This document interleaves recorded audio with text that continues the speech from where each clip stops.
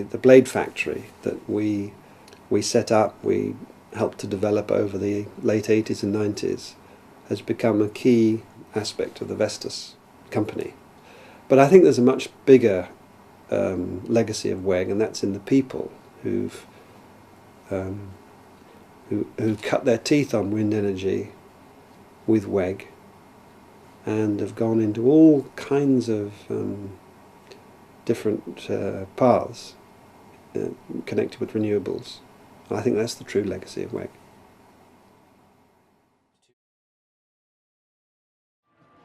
With one of the best qualified design teams of any manufacturer in the world, the Wind Energy Group, in the relatively short time since the construction of that first prototype on Orkney in 1983, has succeeded both in designing a landscape-friendly machine of mechanical elegance and low noise output, and in developing an effective, economical and environmentally benign source of energy which contributes to a reduction in global warming and acid rain. The Wind Energy Group, increasing security of our electricity supply for the long term.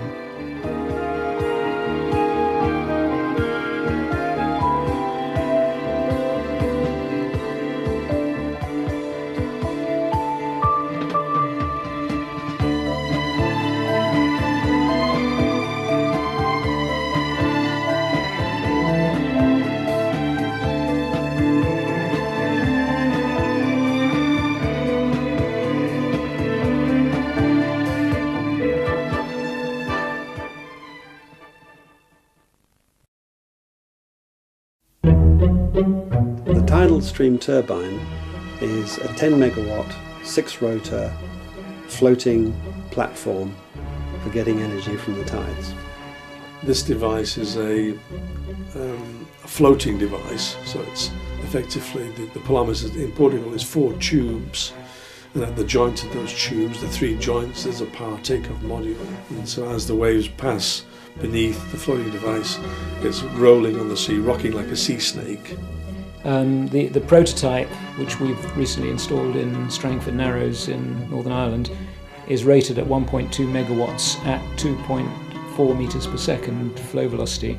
It has a pitch-controlled rotor, so it basically runs, it starts up at about 0.7 meters per second, and it reaches full power, as I said, at 2.4 meters per second, when that's 1.2 megawatts.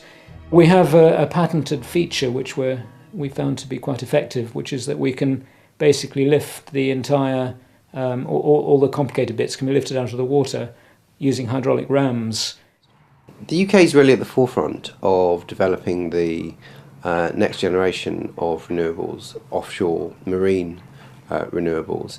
What we've seen with wind energy in the past is that although we did much of the initial groundbreaking research and development, because it was so difficult to get planning permission and therefore there wasn't a big enough domestic market, the actual manufacturing went overseas, and now we're in a situation where we're scrambling to catch up.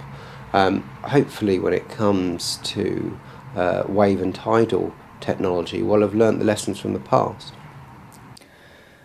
If MCT is not around in 10 years' time, the cause will have been that we failed to finance it effectively. That's the biggest problem. It may sound good to have a world lead, but the number of technologies where the people who pioneered it actually succeeded in the long run are quite small. Really, we're probably where we were 15 years ago when it comes to onshore wind, and just as a few years ago we were at the cutting edge of wind technology, but we managed somehow to lose our way in terms of manufacturing. We now have to look at how we can better husband the amazing sort of technical expertise which is out there and ensure that we have a thriving industry here in the UK.